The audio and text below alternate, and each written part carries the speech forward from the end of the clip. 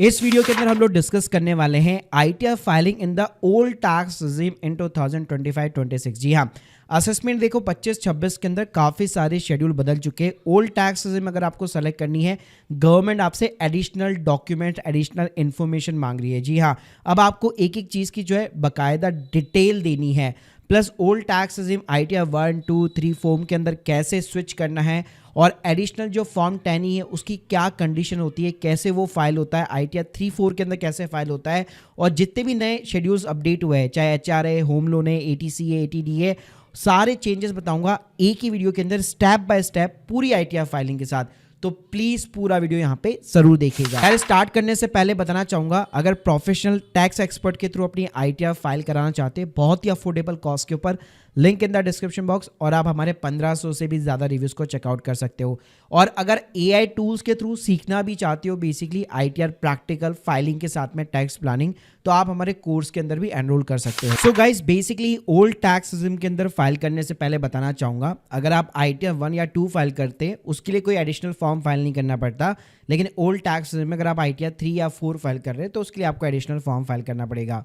तो देखिए, फाइलिंग कैसे करनी है वो यहाँ पे स्टार्ट करने से पहले आपको ये भी बताना चाहिए कि यार मेरे लिए कौन सी रिजीम ज़्यादा जो है बेनिफिशियल होने वाली है। देखिए गाइस, कौन सी रिजीम ज़्यादा बेटर है उसके बहुत सारे तरीके पता करने के लिए, लेकिन आप चाहो तो जैसे हम लोगों ने यहाँ पे कस्टम जीपीटी यहाँ पे जो है बना रखा है, जिसमें सिंपली आपको अपना फॉर्म 16 देना पड़ता है और ये अपने आप बता देगा। तो यहाँ पे आप देख सकते हैं इसने फॉर्म 16 से पूरा डेटा यहाँ पे पूरा फैच कर लिया और आपको पूरा एक ढंग से डिसीजन यहाँ पे बता देता है कि आपको न्यू टैक्स रेजिम की तरफ जाना चाहिए या फिर ओल्ड टैक्स रेजिम की तरफ। बाकी इसके अलावा आप चाहो तो इनकम टैक्स डिपार्टमेंट का ऑफिशियल कैलकुलेटर भी यूज में ले सकते हो, तो ये आपको दोनों रेजिम के अंदर टैक्स बेसिकली बता देता है। तो चलिए शुरुआत करते हैं ओल्ड टैक्स रेजिम के अंदर फाइलिंग। तो यहाँ पे मैं सिंपली कंटिन्यू करता हूँ, स्टार्ट न्यू फाइलिंग बटन पे क्लिक करता हूँ। स्टेटस हमारा इंडिविजुअल रहेगा। यहाँ पे अब आपको फॉर्म सेलेक्ट करना है, तो मैं आपको दोनों तरीके बताने वाला हूँ। आईटीआर 1 और 2 के अंदर कोई एडिशनल फॉर्म फाइल नहीं करना पड़ता, लेकिन आईटीआर 3 और 4 के अंदर आपको एडिशनल फॉर्म फाइल करना पड़ता है। तो चलिए पहले एक बार आईटीआर 1 के साथ में हम लोग सारी चीजें एक्सप्लेन कर देता हूँ और देख लेते हैं। तो यहाँ पे सबसे पहले आपसे रीजन पूछा जाएगा कि क्यों यहाँ पे इनकम टैक्स रिटर्न फाइल करना चाहते हैं। सिंपली अदर रीजन को सेलेक्ट कर लीजिए, कंटिन्यू बटन के ऊपर क्लिक कीजिए, ओके बटन के ऊपर क्लिक कीजिए। अब आप देखेंगे 5 शेड्यूल आपको दिखेंगे, तो 1 बाय 1 करके सभी को कंफर्म करना है।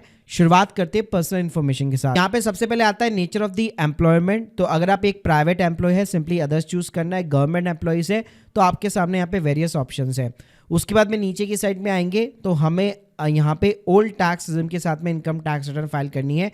तो बाय डिफॉल्ट ये ऑप्शन आपका नो रहेगा, तो नो से आपको यस के अंदर स्विच करना है, जिससे आप ओल्ड टैक्स रेजिम के अंदर शिफ्ट हो जाओगे। उसके बाद में यहाँ पे आपको ग्रॉस टोटल इनकम के अंदर जाना है। अब यहाँ पे आपको वेरियस हेड मिलेंगे और ओल्ड टैक्स रेजिम में हम लोग शिफ्ट हो चुके हैं, जिसकी वजह से यहाँ पे गवर्नमेंट ने इस बार काफी सारे चेंजेस किए, आपको एडिशनल इन्फॉर्मेशन देनी पड़ेगी। तो चलो शुरुआत करते हैं हम लोग सैलरी वाले शेड्यूल के साथ। तो सबसे पहले तो यहाँ पे salary as per section 17 subsection 1 आता है। तो जो ग्रॉस सैलरी होगी आप अपने फॉर्म 16 के साथ मैच कर सकते हो, या एएस के अंदर भी चेक कर सकते हो, और 26 एएस के साथ में भी मैच कर सकते हो। और ध्यान रखिएगा, ये यहाँ पे जो आप सैलरी पुट कर रहे हैं वो आपके 26 एएस के साथ में जरूर मैच करनी चाहिए। फिर हल्का सा नीचे जाओगे तो यहाँ पे सेक्शन 10 के काफी सारे अलाउंसेस देखने को मिलते हैं, चाहे एचआरए हो गया, एलटी हो गया, लेकिन गवर्नमेंट ने इस बार यहाँ पे चेंज कर दिया है। जैसे अगर आप एचआरए क्लेम करना चाहते हैं तो आप ऐड डिटेल्स के ऊपर क्लिक करेंगे, नीचे की साइड में अगर आप जाएंगे तो ऑलमोस्ट जो है सेकंड लास्ट ऑप्शन के अंदर आपको एचआरए देखने को मिल जाएगा, सेक्शन 10-13 सबसेक्शन ए। लेकिन अब यहाँ पे ना डायरेक्टली अमाउंट आपका पुट नहीं होगा, आप देखोगे जो भी आपने यहाँ पे सेलेक्ट कर रखा है उसका अलग से एक शेड्यूल खुल जाता है। देखो एचआरए की ना एक सिंपल सी कैलकुलेशंस होती है कि एक्चुअल जो भी आपको एचआरए रिसीव हुआ है, अगर आप मेट्रो सिटी में रह रहे हो, दिल्ली, मुंबई, कैलकाटा, चेन्नई हो गया, तो 50% ऑफ द सैलरी, वरना अदरवाइज 40% ऑफ द सैलरी, और रेंट पेस -10%। तो तीनों में से जो भी आपका लो रहेगा वो बेसिकली आपका एचआरए माना जाता है, मतलब इतना आपका नॉन टैक्सेबल एचआरए होगा। अब ये फिगर्स कहां से आपको देखने को मिलते हैं, तो जनरली आपका जो फॉर्म 16 होता है उसके अंदर आप बॉटम के अंदर यहाँ पे जा सकते हैं, जहाँ पे आपको जितने भी अलाउंसेस, परक्यूसिट वगैरह मिलते हैं उन सभी के अंदर आपको डिटेल्स यहाँ पे मेंशन होती है। अगर आपने फॉर्म 16 के अंदर न्यू टैक्स रेजिम सेलेक्ट कर रखा है तो कोई भी डिटेल्स मेंशन नहीं होगी यहाँ पे, क्योंकि न्यू टैक्स रेजिम में एचआरए, एलटीएन का बेनिफिट मिलता ही नहीं है।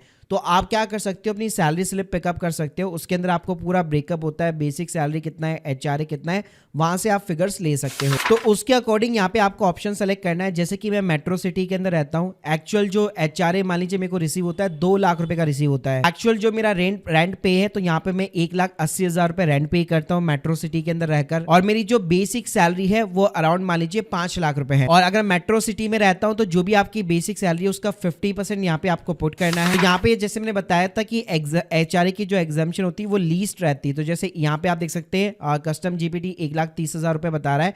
तो जैसे आप ये फिगर्स भी पुट करेंगे तो इनकम टैक्स का जो पोर्टल का जो शेड्यूल है ये अपने आप कैलकुलेशन करके बता देगा कि आप भाई 1,30,000 रुपए के लिए यहाँ पे एलिजिबल हो। और ऊपर भी आप देख सकते हो मैनुअली अब आपको पुट करने की जरूरत नहीं है, यहाँ पे अपने आप ही ये कैलकुलेट होके आ जाएगा जैसे आप डेटा यहाँ पे इसको इनपुट प्रोवाइड करोगे। ऐसे अगर आपको लीव ट्रैवल अलाउंसेस वगैरह मिलता है तो वहां पे कोई शेड्यूल नहीं है, सिंपली तरीके से आप डायरेक्टली यहाँ पे अमाउंट वगैरह पुट कर सकते हो। ऐसे अगर आप इस साल यहाँ पे रिटायर्ड हुए, आपको ग्रेचुइटी रिसीव हुई है या फिर आपको अर्न लीव इनकैशमेंट है, तो ये सारे कॉलम्स यहाँ पे आपको देखने को मिल जाते। तो सीधा आप यहाँ पे अमाउंट इंसर्ट कर सकते हो। केवल जो एडिशनल शेड्यूल खुलेगा आपका वो एचआरए के अंदर ओपन होता है। उसके बाद में अगर आप नीचे की साइड में आएंगे तो स्टैंडर्ड डिडक्शन आपको 75,000 रुपए की जगह सिर्फ 50,000 रुपए मिलेगी, लेकिन जो प्रोफेशनल टैक्स का कॉलम है वो आपका ओपन हो जाएगा। तो आप अपने फॉर्म 16 को ओपन कर सकते हो। अगर कोई भी प्रोफेशनल टैक्स कटा हुआ है तो टैक्स ऑन एम्प्लॉयमेंट इस सेक्शन के अंदर आपको जो है देखने को मिल जाता है। तो जितना भी अमाउंट है ऑलमोस्ट 1200 से 2400 रुपए तक का रहता है, तो वो आप यहाँ पे अवेल कर सकते हो। उसके बाद में नेक्स्ट कॉलम आपका income from the house property आता है। तो अगर आपने सेल्फ ऑक्यूपाइड प्रॉपर्टी के ऊपर लोन ले रखा है तो यहाँ पे ओल्ड टैक्स में उसका बेनिफिट डेफिनेटली आपको देखने को मिलेगा। तो सिंपली यहाँ पे आपको सेल्फ ऑक्यूपाइड सेलेक्ट करना है, लेकिन जो इंटरेस्ट का अमाउंट है वो अब यहाँ पे नहीं डलेगा। पहले सीधा ही 2 लाख रुपए हम लोग क्लेम कर लेते थे, लेकिन इस साल से आपको एडिशनल डिटेल्स देनी है। तो आप थोड़ा सा बैक आएंगे और वापस पीछे की साइड में आएंगे तो यहाँ पे आप दिखेंगे आपका एक एडिशनल यहाँ पे एक शेड्यूल दिया हुआ है। तो इसके अंदर आपको होम लोन की डिटेल्स देनी पड़ेगी। अब डिटेल्स क्या है, काफ़ी ज़्यादा एडिशनल डिटेल्स है। जैसे आपने लोन कहाँ से लिया है, भाई बैंक से लिया है, कौन से बैंक का नाम है, अकाउंट नंबर बताओ, उसका लोन अकाउंट नंबर बताओ, किस डेट को सैंक्शन हुआ था, टोटल लोन का अमाउंट कितना है, आउटस्टैंडिंग कितना है, और इस साल एज ए ईएमआई आपने जो पे किया है उसमें से इंटरेस्ट का अमाउंट कितना है जो कि आप एलिजिबल हो। तो आप स्क्रीन के सामने देख सकते हो इस टाइप से आपको बैंक के ना इंटरेस्ट सर्टिफिकेट देखने को मिल जाते हैं। अगर आपके पास में होम लोन वगैरह चल रहा है तो आप बैंक से रिक्वेस्ट कर सकते हो। ऑलमोस्ट इसके अंदर सारी डिटेल्स मेंशन होती है जो आप यहाँ पे पुट कर सकते हो, और 2 लाख रुपए तक की डिडक्शन आप यहाँ पे ले सकते हो। तो यहाँ पे जैसे आप 2 लाख रुपए की डिडक्शन अवेल करते तो इनकम फ्रॉम हाउस प्रॉपर्टी में आप देख सकते हैं ये शेड्यूल जैसे आपने फिलअप किया ऑटोमेटिकली फिगर्स यहाँ पे आ जाएगा। ये सिर्फ आपको ओल्ड टैक्सेस में देखने को मिलता है।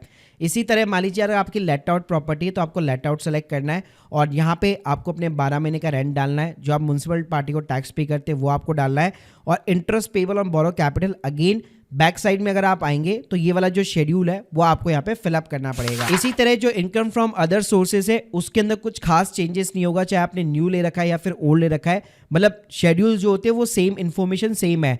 जैसे इंटरेस्ट फ्रॉम द डिपॉजिट यानी सेविंग बैंक अकाउंट के ऊपर इंटरेस्ट हो गया, एफडी के ऊपर इंटरेस्ट वगैरह हो गया, तो इस तरह से जी सारी चीजें बाय डिफॉल्ट आपको प्रीफिल्ड देखने को मिल जाती है, जो कि मोस्टली डेटा आपको एआईएस से यहाँ पे पिकअप होके आता है। तो आप अपने एआईएस के अंदर ये सारी चीजें क्रॉस वेरीफाई कर सकते हो। यहाँ पे आपको सारा डेटा देखने को मिल जाता है कि सेविंग अकाउंट से इंटरेस्ट कितना है, एफडी से कितना है, डिविडेंड की इनकम कितनी है, तो वो पूरा डेटा जो है आप यहाँ पे क्रॉस वेरीफाई कर सकते हो। उसके बाद में नीचे इस साल एक एडिशनल कॉलम यहाँ पे ऐड हुआ है लॉन्ग टर्म कैपिटल गेन का बेसिकली। तो अगर आपका LTCG 1,25,000 के नीचे और कोई भी शॉर्ट टर्म कैपिटल गेन कुछ नहीं है, आपका म्यूचुअल फंड बेचे, आपने इक्विटी यूनिट्स बेचे, तो उनकी टोटल सेल वैल्यू और टोटल बाय वैल्यू डालनी है।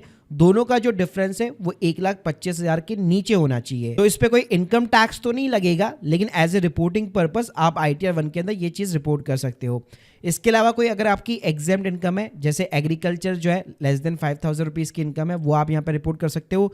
कोई लाइफ इंश्योरेंस पॉलिसी आपकी मैच्योर हुई है, टैक्स फ्री अमाउंट है, तो वो आप यहाँ पे रिपोर्ट कर सकते हो।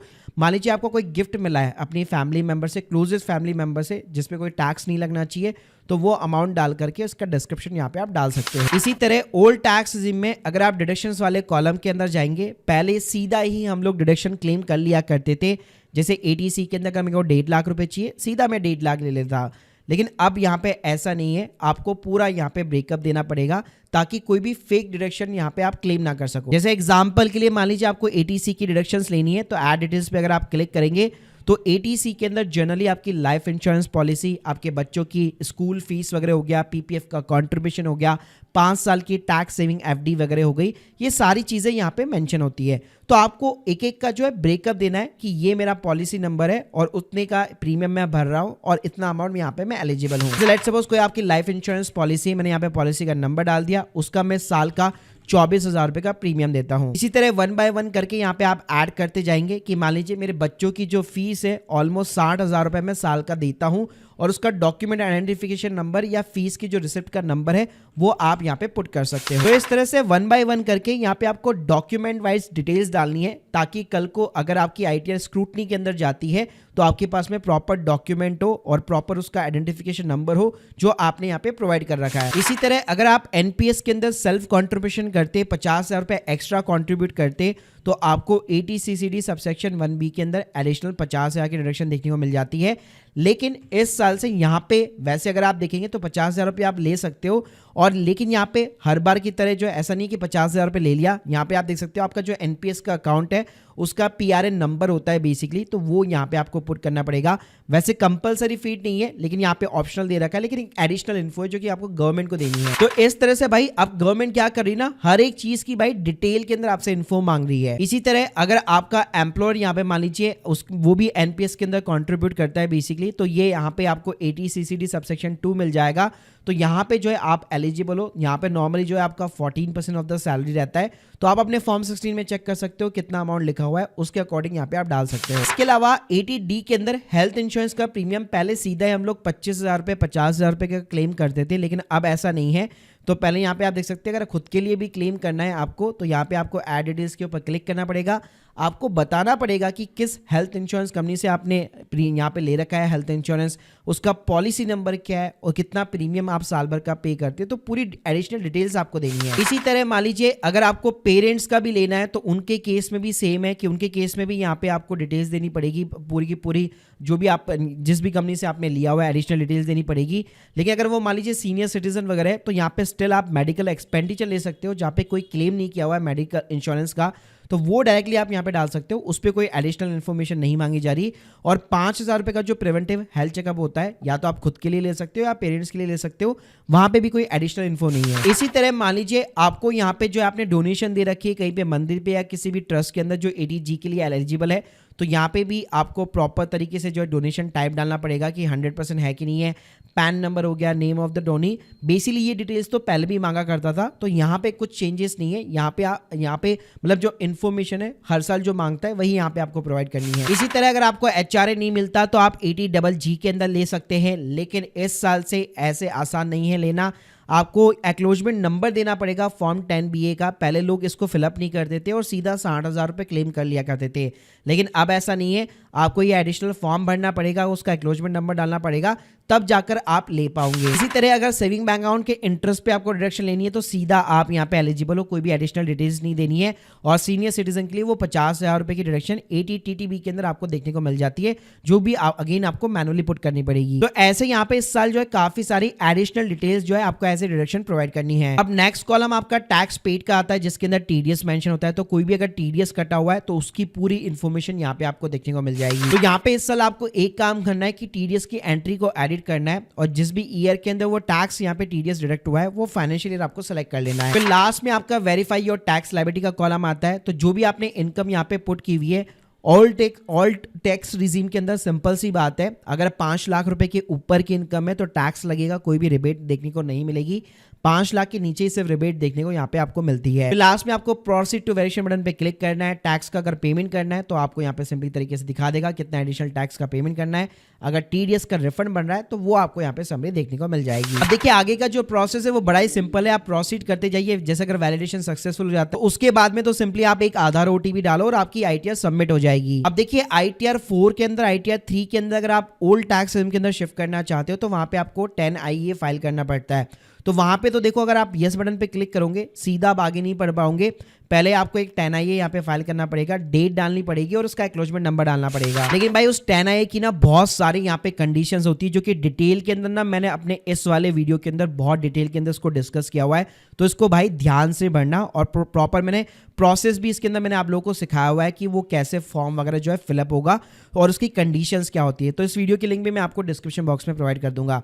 तो अगर यहाँ पे आपको ITR 4 या ITR 3 के अंदर ओल्ड टैक्स में जाना है, आपको इसको यस करना है, डेट ऑफ फाइलिंग डालो, जिस डेट को आपने फॉर्म 10IA भरा, और एक्नॉलेजमेंट नंबर डालो। तो जैसे ही आप ये डालोगे, ITR 1 के अंदर हम लोगों ने कैसे फिलअप किया, ditto almost same kind of the आपका प्रोसीजर रहेगा सारे शेड्यूल्स के ऊपर। गाइस अब आप लोगों को यहाँ पे समझ में आ गया होगा कि किस तरह से यहाँ पे ओल्ड टैक्सेस में आप फाइल कर सकते हो। बाकी अगर आप हमसे सर्विसेज वगैरह लेना चाहते हैं ITR फाइलिंग सर्विस की, आप हमारे रिव्यूज वगैरह चेकआउट कर सकते हैं, या इसी तरह अगर आप डिटेल के अंदर सीखना भी चाहते हैं हमारे कोर्सेज के थ्रू, AI टूल्स के थ्रू, तो link in the description box, आप हमारे कोर्सेज को भी ज्वाइन कर सकते हो। Thank you guys, thank you very much.